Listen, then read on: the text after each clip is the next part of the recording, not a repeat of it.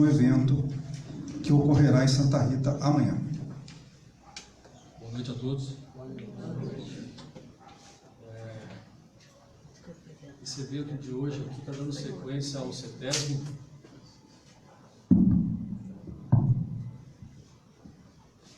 Já é o quarto evento que se realiza. É um evento feito pelo CRE, que é o Conselho Regional Espírita. Tem o nosso presidente, que é o Vladas, ele não pôde comparecer, eu estou aqui representando ele. Faço parte da equipe do Centro Espírita Amor e Caridade de Santa Rita Sapucaí, onde vai acontecer o evento.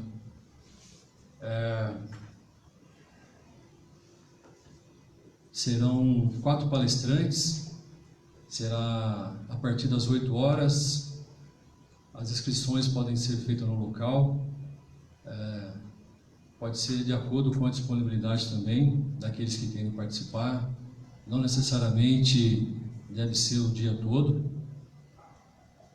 E dando sequência, Rafael Lafarini de Sete Lagoas, já é um orador experiente, gente de família espírita. Conversamos um pouco ontem a respeito da sua trajetória, desde criança, já está na seara espírita. E a palestra de hoje vai ser em torno do livro Paulo Estevão, um livro que ele já estuda há mais de 5 anos e, segundo ele, ainda está na metade do livro. Então vejam como é muita informação, né, para ser estudada. Eu vou deixar a cargo dele agora a palestra, Rafael Lafarini, com vocês, e quero aproveitar também e dizer que esses eventos são importantes para que a gente participe, que é o momento da gente conhecer novos pensamentos, novos ensinamentos e também novos amigos. Aqueles que puderem comparecer, será bem-vindo, com muito carinho. A gente agradece. Boa noite.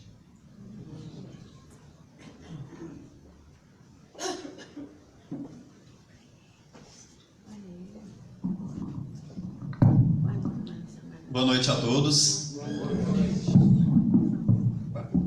Que Jesus possa nos abençoar, nos iluminar e que a gente consiga compreender profundamente a mensagem do Evangelho, que hoje nos traz o tema em que Paulo registra na primeira carta dele aos Gálatas, no capítulo 2, no item 20 e 21, quando ele nos fala: fui crucificado com Cristo. Já não sou eu que vivo, mas o Cristo que vive em mim. E muitas vezes, quando a gente começa a analisar uma mensagem apenas pelo item daquela mensagem, quando falamos em Novo Testamento, quando falamos do livro sagrado da vida, que é a Bíblia, em especial a partir da vinda do Cristo, nós não podemos nos ater apenas à frase, a um item, mas entender o contexto de que fora escrito aquela frase e aquele item. E naquele momento, Paulo escrevia a um povo do qual ele havia conhecido na primeira e na segunda viagem missionária. Ele escrevia a região dos Gálatas, onde naquele momento em que Paulo orientava os irmãos daquela igreja, eles passavam por um problema sério de entendimento acerca do cristianismo. Para muitos que estavam nas igrejas, nas comunidades cristãs daquela região, o Cristo não passava de um simples profeta que fazia parte da história da humanidade. Para muitos irmãos daquelas igrejas, para adorar ao Cristo, para ter acesso aos ensinamentos de Jesus, eles precisavam passar por todos os parâmetros que o judaísmo dominante naquela época obrigava. Por exemplo, para ouvir a pregação da Boa Nova, precisava o tempo inteiro mencionar Moisés. Não podia colocar o Cristo como Paulo entendia que ele deveria ser colocado. como filho de Deus prometido pelos próprios profetas do judaísmo. Mas aquele movimento paralelo ao cristianismo queria diminuir Jesus. E então Paulo escreve aos Gálatas, dizendo a eles que apesar de respeitar a lei, Jesus trouxe o amor. Que apesar de respeitar e venerar os profetas e ser necessário estudar os profetas, deveríamos colocar o Cristo em nossos corações. Não adianta também analisarmos todo o contexto dessa mensagem, em que Paulo diz: fui crucificado com Cristo. Aquele homem, criado aos pés de Gamaliel, um doutor da lei respeitado por todos, aquele homem que era a grande esperança do judaísmo da época, uma grande inteligência encarnada, não adiantava ele ter toda aquela bagagem, todo aquele conhecimento e não trazer o Cristo depois do convite em Damasco. Mas o Cristo, como ele precisa ser reconhecido por nós cristãos. E ali Paulo fala: fui crucificado com o Cristo. O homem velho morreu e agora o homem novo faz com que o Cristo viva dentro dele. Não adianta observarmos essa mensagem como um problema daquela época, mas como um problema atual no movimento espírita, que deve ser, sobretudo, um movimento cristão. Nós temos uma facilidade muito grande em falar dos evangélicos, em criticar a postura de católicos, de pessoas que não abraçaram ainda o cristianismo, que não possuem uma religião, que não acredita em Deus, mas temos dificuldade de perceber o quanto, enquanto espíritas, ainda precisamos melhorar. Muitas vezes, dentro da nossa concepção, enquanto espíritas, passamos 1 hora na pregação sem mencionar o nome do Cristo, sem falar de uma passagem do Evangelho, sem buscar entender, à luz da doutrina espírita, os ensinamentos de Jesus.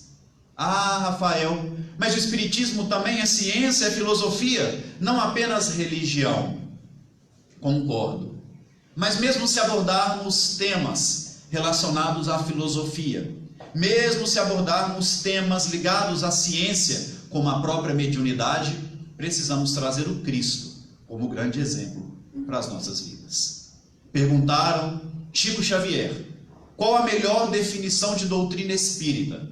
E Chico respondeu: Espiritismo é Jesus de novo no coração do povo.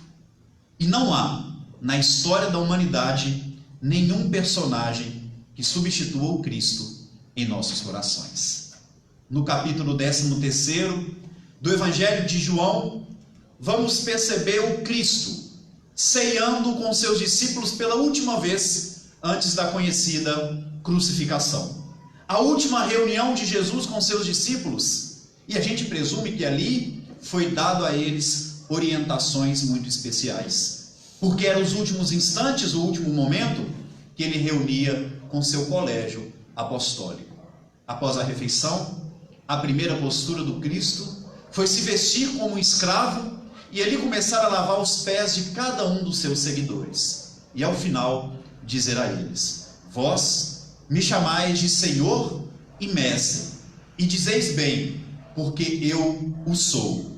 Ora, se eu, Senhor e Mestre da vida, lavo os pés de cada um de vocês, eu também espero que vocês lavem os pés uns dos outros.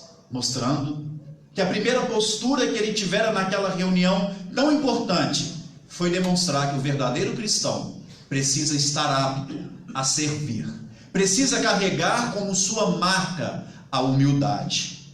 A mesma humildade transparecida pela Mãe Santíssima na segunda viagem missionária de Paulo, quando passava por Éfeso, abraçou Maria, mãe de Jesus, pela primeira vez. E segundo Emmanuel, na obra Paulo e Estevão, o que mais impressionou Paulo ao aproximar-se de Maria foi perceber que ela parecia um anjo revestido de mulher, trazendo como principal característica a humildade.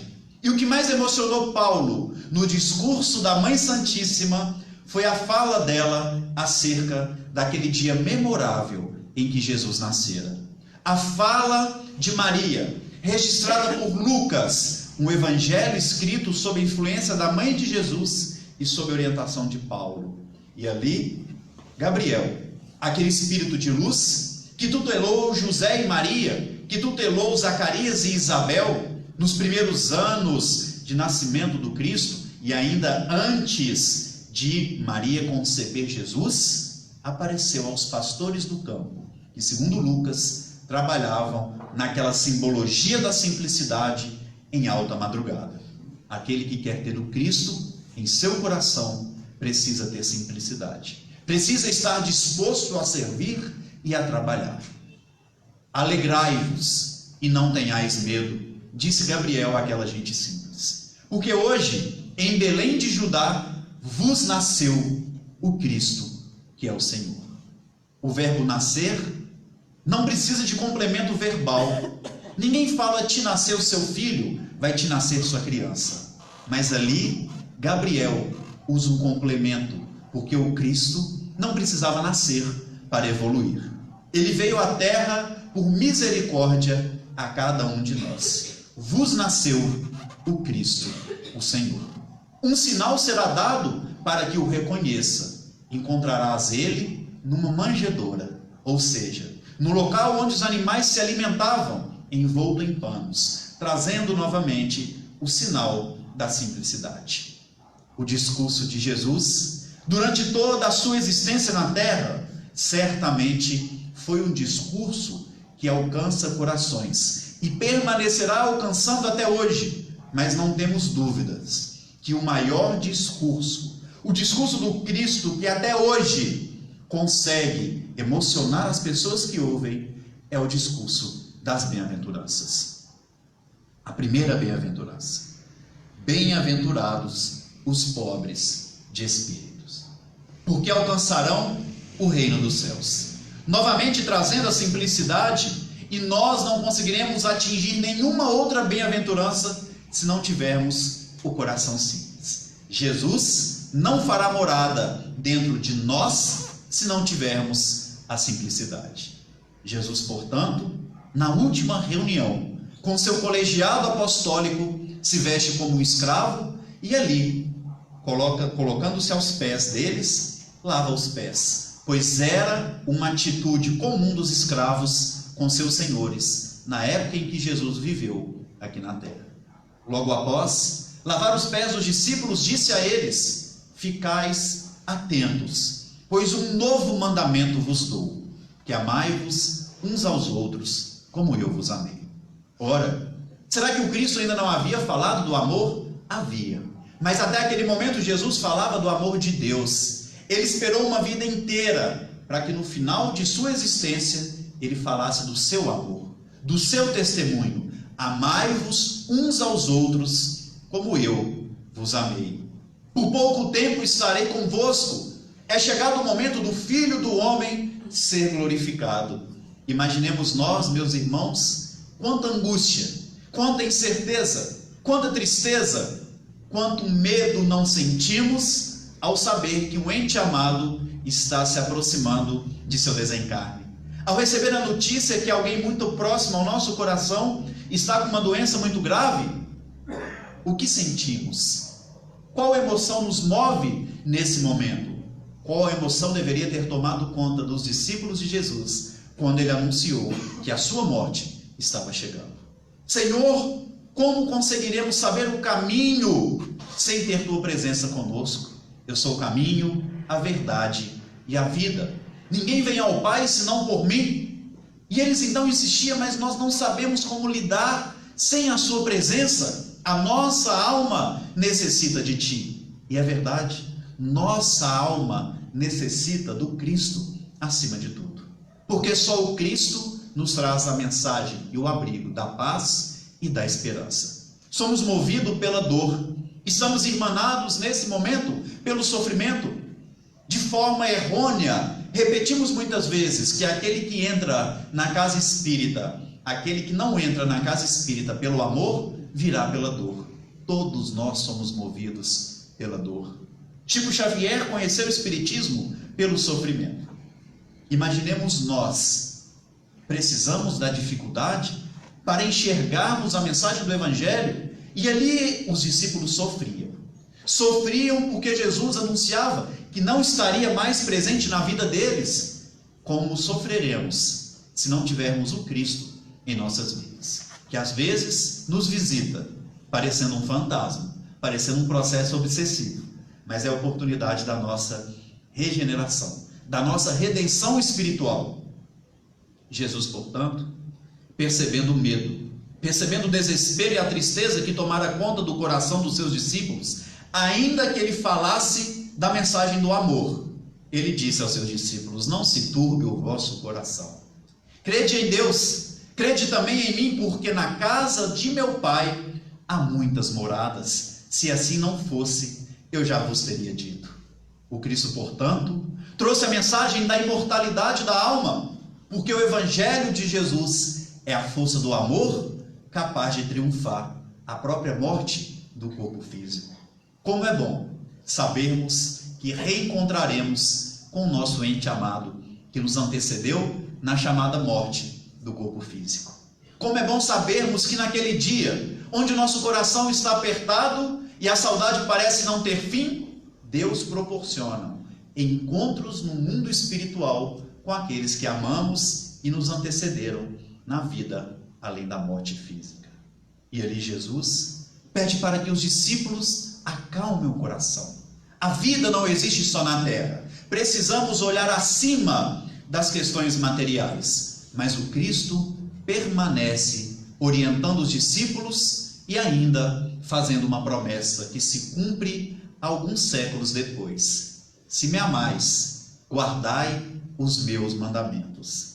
E eu rogarei a meu Pai, que vos enviará um outro Consolador, a fim de que fique eternamente em vós e convosco.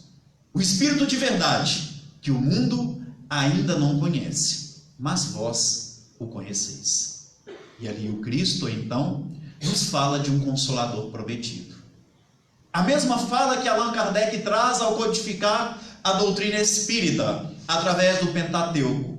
O Espiritismo é o Consolador prometido pelos Evangelhos. E qual é o objetivo da vinda do Consolador, segundo o Evangelho de João, representando e reproduzindo a fala do Cristo? Para fazer vocês se recordarem de tudo aquilo que eu tenho vos dito. Portanto, a afirmativa de Chico Xavier é verdadeira. Espiritismo é Jesus de novo no coração do povo.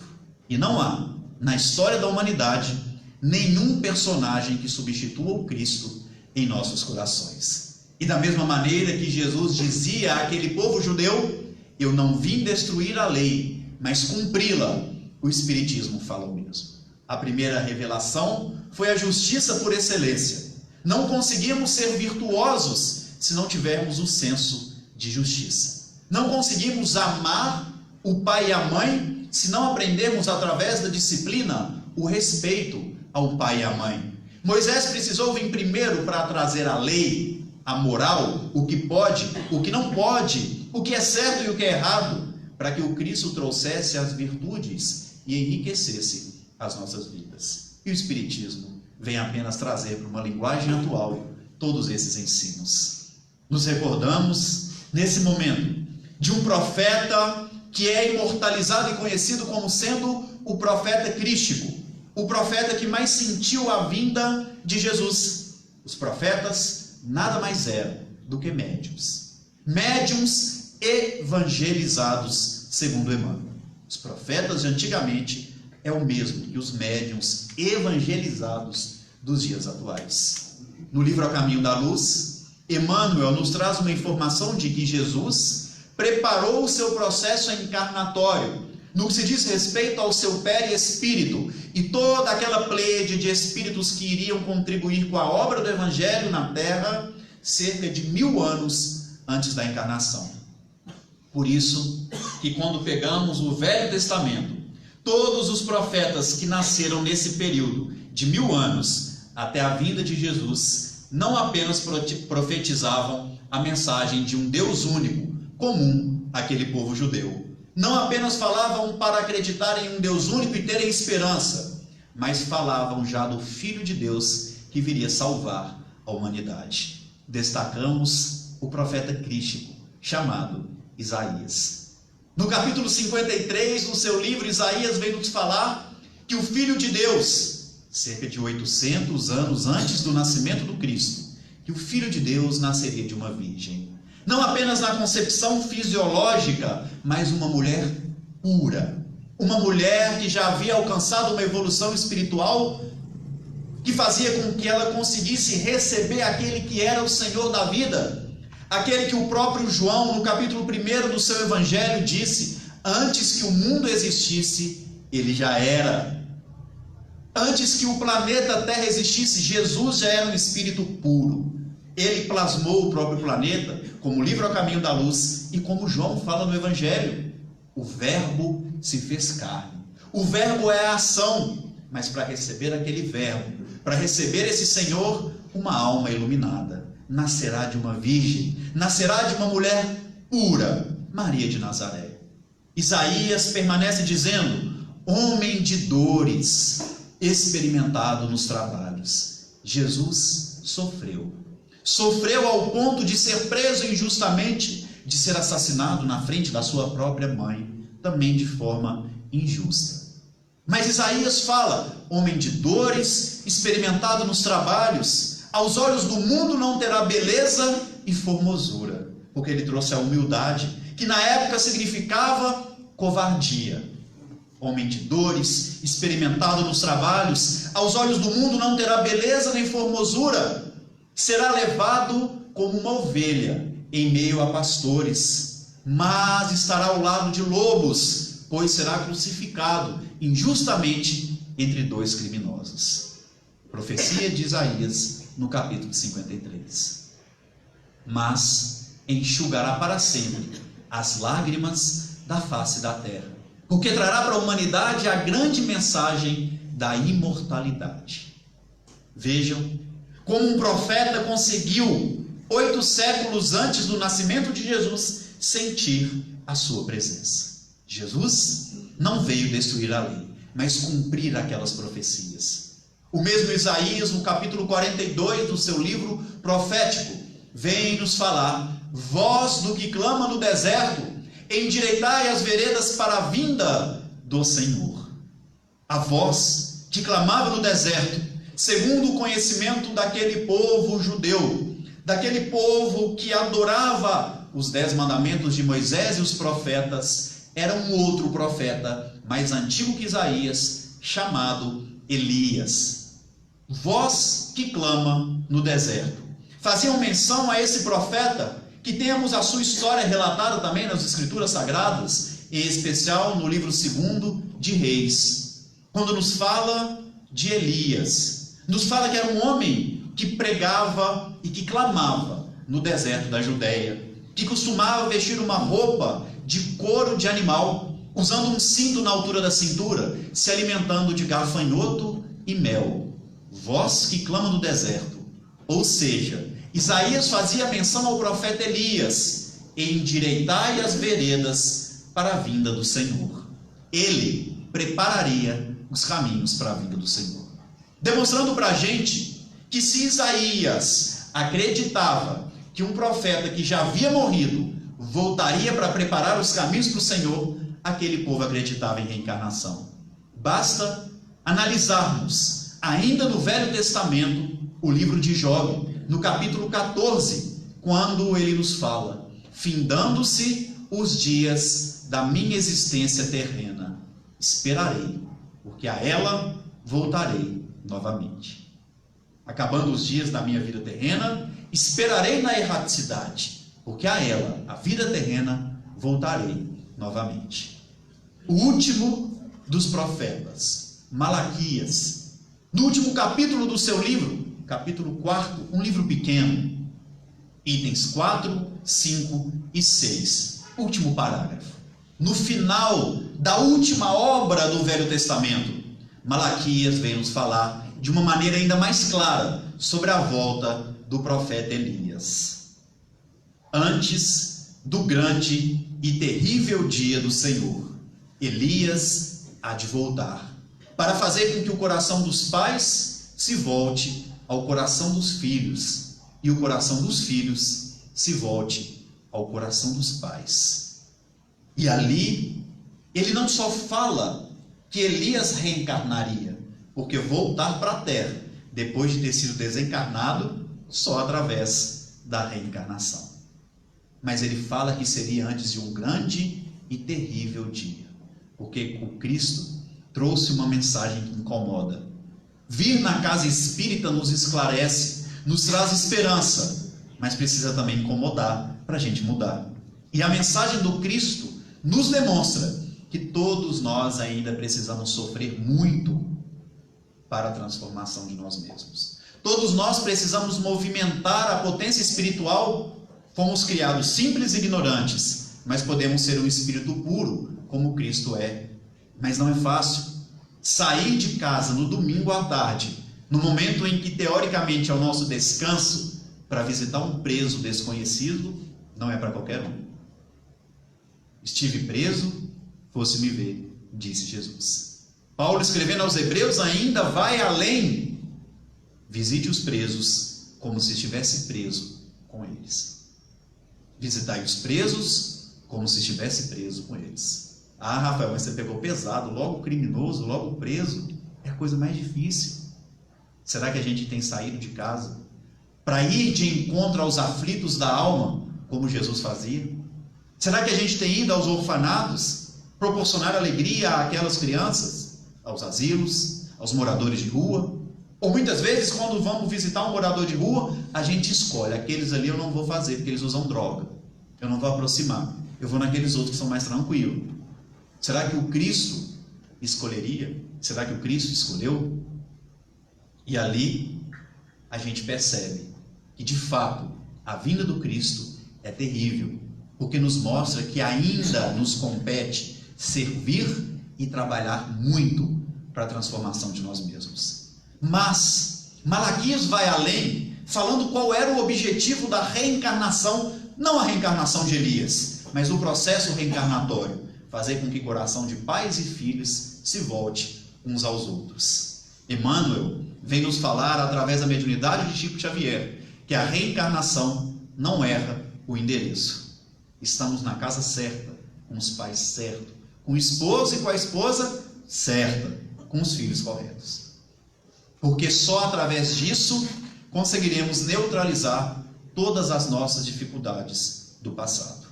Mas é muito bonito analisarmos e compreendermos que todas essas profecias se cumpriram em Jesus, e tudo isso faz parte do objetivo da doutrina espírita para que seja resgatado. No capítulo 1 do Evangelho de Lucas, vamos encontrar o mesmo anjo Gabriel, desta feita, visitando Zacarias no templo. Zacarias, que era um homem do templo, que tinha permissão de entrar naquele local, na chamada hora do incenso, onde os homens acendiam incenso, crendo que a fumaça do incenso levava a oração até Deus. E então ali ele pede ao Criador o benefício da paternidade. Lucas descreve ainda que Zacarias e Isabel tinham idade avançada e que Isabel era estéril. Portanto, duas grandes dificuldades deles engravidarem: idade avançada e a dificuldade fisiológica de Isabel. Mas durante a oração, eles recebem a visita de Gabriel. Gabriel, então, aparecendo a Zacarias, Lucas descreve, assim como descreveu nos pastores do campo, que ele caiu por terra com grande temor. Será por que ele teve medo? Alguém aqui tem medo de espírito? Não? Já imaginaram acordar umas 2 da manhã para tomar uma água e passando pela sala você vê um espírito sentado no sofá te olhando? A gente vai ter ali um receio. Alguns de nós, talvez a maioria, terá esse receio. Por que a gente ainda tem dificuldade de lidar com essas coisas? Temos medo de tudo, o que a gente ainda não conhece profundamente. Mal conhecemos as coisas da terra, quem dirá as questões espirituais? O próprio Cristo nos disse. Por isso que nas aparições espirituais dos evangelhos, é muito comum eles trazerem esse termo: caiu por terra com grande temor. Mas Gabriel, conhecedor profundo da alma humana, disse a Zacarias: levantai-vos. E sempre que a gente vê esse verbo, levantai-vos, a gente lembra também das curas que Jesus fazia, que normalmente era acompanhada de palavras como essa: movimente a sua alma, porque eu trago a você uma notícia maravilhosa. Isabel, tua esposa, concebeu. Ela está grávida, porque para Deus não há nada impossível.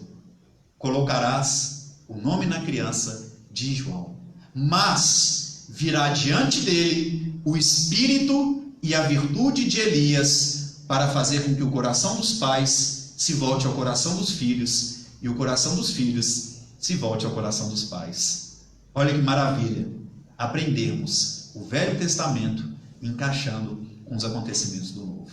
Eu não vim destruir a lei, mas cumpri-la, disse Jesus. E até a fala de Gabriel respeita o que Malaquias havia dito.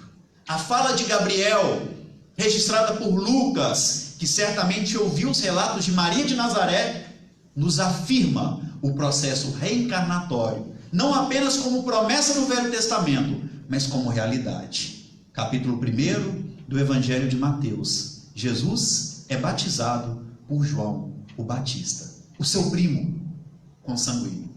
E João dizia: o que vem depois de mim é muito maior do que eu, não sou digno de amarrar as suas sandálias.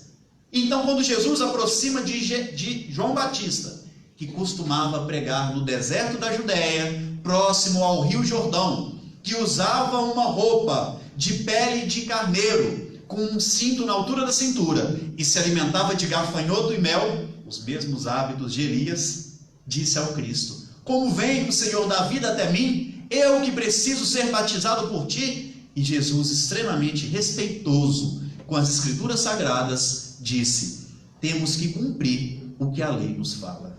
E ali ele faz menção a João Batista, a todos aqueles que estavam presentes, dizendo: esse é aquele do qual o profeta Isaías se referiu. E ele repete a profecia de Isaías: vós que clamam no deserto, preparai os caminhos para a vinda do Senhor.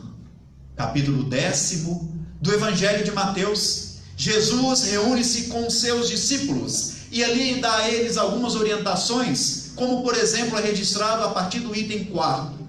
Ide e pregai, mas pregai antes as ovelhas perdidas da casa de Israel, e anunciais a elas que é chegado o reino dos céus. E os discípulos então, ouvindo aquelas orientações do Cristo, perceberam, já registrado no capítulo 11 de Mateus, que chegava ali os discípulos de João o Batista, que naquele momento encontrava-se preso, pouco tempo antes do seu martírio, pois João Batista foi decapitado. E ali os discípulos de João perguntam a Jesus: você mesmo é o Messias que há de vir, ou precisamos esperar por outro? E Jesus responde aos discípulos de João: ide e dizei a João: os cegos enxergam, os coxos caminham, e o evangelho é pregado aos pobres. Jesus não falou que sim nem que não, mas deu sua própria exemplificação, e segundo Paulo, precisamos tirar o espírito da letra.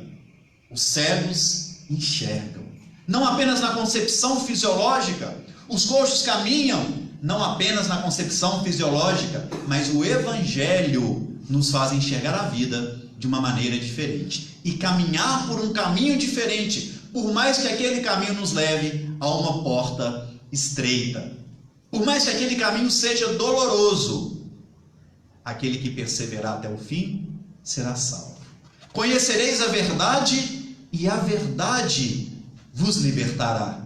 E eu acrescentaria: conhecereis a verdade, e a verdade vos incomodará. Porque quanto mais sabemos, mais somos cobrados por nossa própria consciência. E segundo Kardec, no Livro dos Espíritos, a lei de Deus está escrita na nossa consciência. Retiraram-se dali os discípulos de João, restando apenas Jesus e os seus seguidores novamente, registrado no capítulo 11 de Mateus. E Jesus, fazendo menção a João, fala com seus discípulos: este é aquele que retornaria. Esse mesmo é o profeta Elias que há de vir. Os que têm ouvido para ouvir, que ouça. Olha o tanto que o Cristo foi claro, mais uma vez endossando o processo reencarnatório no Evangelho. Como falar de reencarnação sem mencionar Jesus? Como trazer a mensagem espiritual do Espiritismo sem falar da mensagem espiritual mediúnica existente nos livros sagrados? Tudo o que o Espiritismo traz precisa ter o tempero da vida, que é o Evangelho. Mais tarde, encontraremos, já no capítulo 17 de Mateus, um momento maravilhoso da história do cristianismo, onde o Cristo, ao lado de alguns dos seus seguidores, e que não foi ao acaso aqueles seguidores, ele fez uma reunião mediúnica a céu aberto, registrado no Novo Testamento. Registrado no Novo Testamento. Naquele momento, João Batista já havia sido decapitado. Jesus vai para o alto monte, o Monte Tabor. Mas quando fala-nos o Evangelho sobre subir um monte, está fazendo referência à nossa questão espiritual, intelectual. Estavam vibrando numa dimensão maior. E ali o Cristo toma consigo Tiago, Pedro e João. Eram 12 os teus seguidores. Mas ali ele chama 3, mostrando que apenas os 3 estavam preparados para participar daquele momento. Apenas os 3 tinham maturidade para tanto, e cada um dos 3 trazia consigo uma característica. Uma reunião mediúnica na casa espírita não é apenas para fenômenos mediúnicos. Não é para satisfazer a nossa curiosidade com o mundo sobrenatural, o mundo ainda desconhecido por nós, com o véu do esquecimento que a reencarnação nos oferece. Mas a reunião mediúnica tem grandes propósitos. Imaginemos nós uma reunião mediúnica com a presença de Jesus. Registrada no capítulo 17 de Mateus. E ali, o Cristo leva com ele aqueles discípulos. Se estudarmos a fundo a vida desses discípulos, perceberemos que Simão Pedro trazia a característica da religião. Quando Cristo pergunta, um capítulo antes da transfiguração aos seus seguidores, quem dizem os homens ser o Filho do Homem? Ou seja, o que as pessoas falam sobre mim lá fora? E é uma pergunta atual, o que dizem acerca de Jesus no mundo lá fora? E então, os discípulos respondem, olha, uns acreditam que você é um profeta, outros acham que até o próprio Elias que voltou. E ali o Cristo pergunta para eles algo que precisa ressoar em nossas almas. E vós, quem dizeis que sou? O que o mundo lá fora pensa de Jesus é uma coisa.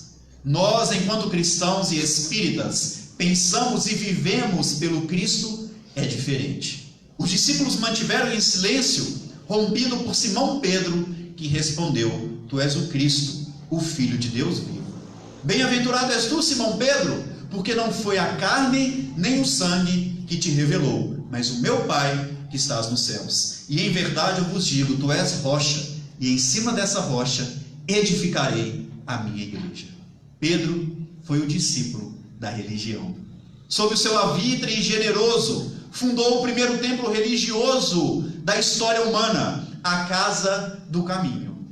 Tiago, depois de Estevão, foi o primeiro seguidor direto do Cristo, o primeiro dos discípulos a morrer apedrejado, pelo simples fato de o seu verbo eloquente, a sua fala, trazer o Cristo como nenhum outro palestrante, nenhum outro orador trazia naquela época. Tiago tinha a característica profunda da filosofia do Evangelho. João tinha a característica da ciência. Nenhum dos discípulos entendeu a vida espiritual como João. Ninguém tratou em seu Evangelho a espiritualidade, a comunhão entre o Cristo e o nosso Pai Celestial, como João, o evangelista. Por incrível que pareça, ou não, o único dos discípulos que estava presente na crucificação, porque ele sabia que o Evangelho era um livro espiritual, era um livro escrito para o espírito imortal. Portanto, João trazia consigo as características da ciência. Jesus subiu o alto do monte. Elevou-se em espiritualidade, ao lado daqueles 3 discípulos que traziam a característica que o Espiritismo traz: religião, filosofia e ciência. E aí, Mateus vem nos narrar que materializa ao lado do Cristo Moisés e Elias. E começaram a conversar, e o Cristo se transfigurou diante deles. Sua veste, branca como uma neve, saía luz dos seus olhos, e ali conversaram. A primeira revelação materializada, Moisés. Jesus, a grande revelação da vida. O que fazia Elias, que já havia desencarnado também como João Batista? Primeira, segunda e terceira revelação: religião, filosofia e ciência. Certamente, aquela reunião que não era apenas para ter fenômenos mediúnicos, trazia o propósito para o futuro, que era a vinda do Consolador prometido, para fazer com que nós recordemos do Cristo da maneira que ele precisa ser recordado e consagrado na terra. Ao descer daquele monte, Simão Pedro, que conhecia os profetas, que conhecia as leis de Moisés e sabia da profecia da vinda de Elias, e viu Elias ao lado de Jesus, mas ouviu uma voz em fenômeno de efeito direto, em fenômeno de voz direta, que Kardec vem explicar no livro dos Médiuns, mas que ocorrera no Novo Testamento: esse é o meu filho amado, em quem comprazo. Ora, se aquela voz supostamente do Pai, que veio através de um fenômeno de efeito físico, contendo o ectoplasma, o que Mateus descreve no capítulo 17, sendo uma nuvem branca que cobria aquela reunião mediúnica de efeitos físicos, se aquela voz era a voz de Deus, prometendo e dizendo que Jesus era o seu filho amado, por que Elias estava ali? Porque Elias não tinha reencarnado ainda para preparar os caminhos. E Pedro sabiamente pergunta ao Cristo: não dizem os antigos que Elias virá primeiro? Ou seja, quem está mentindo? Os profetas ou aquela suposta voz de Deus? Jesus responde a Simão Pedro: em verdade vos digo, Elias já veio. Fazendo menção a João Batista, vírgula, e ali ele adiciona uma informação: restaurará todas as coisas. Qual é o papel do Espírito de verdade? Restaurar tudo aquilo que foi dito pelo Cristo. Elias já veio e restaurará todas as coisas. E ali, Mateus encerra o capítulo 17 dizendo o seguinte: naquele momento os discípulos entenderam que Jesus fazia menção a João Batista. No capítulo 11, citado por nós, em que o Cristo afirma novamente que João era a reencarnação de Elias. Os que têm ouvido para ouvir, ouçam. Jesus arremata dizendo: dos nascidos de mulher, João é o maior, mas no reino dos céus é o menor de todos. Ou seja, depois de Jesus, João foi o espírito mais evoluído que encarnou na terra, mas na ordem dos espíritos puros, ele ainda era pequeno, precisava permanecer trabalhando em prol da humanidade, para um dia também ser um espírito puro, como Jesus o é. O que nos faz refletir sobre tudo isso? Trazendo novamente o tema de nossa palestra: já não sou eu que vive, mas o Cristo que vive em mim. Fui crucificado com Cristo e hoje vivo por Ele. Nós, enquanto espíritas, precisamos trazer esse propósito de Paulo, porque assim como os Gálatas caminhavam errado, colocando Jesus como um ser humano bom, comum, na história da humanidade, precisamos ter consciência que Jesus é maior, que a nossa alma necessita do Cristo acima de tudo, que as nossas reuniões espíritas, ainda que sejam para falar sobre filosofia, sobre ciência, sobre mediunidade, precisa trazer na sua carga a presença do Evangelho, porque só nele encontramos o abrigo seguro para as nossas vidas. Os antigos, no Velho Testamento, nos fala que somos deuses, mas conhecendo o Evangelho e a doutrina espírita, percebemos que somos deuses projetados num turbilhão de pó, e tudo que se refere à vestimenta física, com o tempo vai perdendo a importância. Resta apenas a nossa realidade espiritual. Por mais que uma enfermidade, por mais que uma dificuldade física, financeira nos faça sentir depressivos, angustiosos, vamos perceber que ainda assim conseguiremos pensar, sentir e, acima de tudo, amar.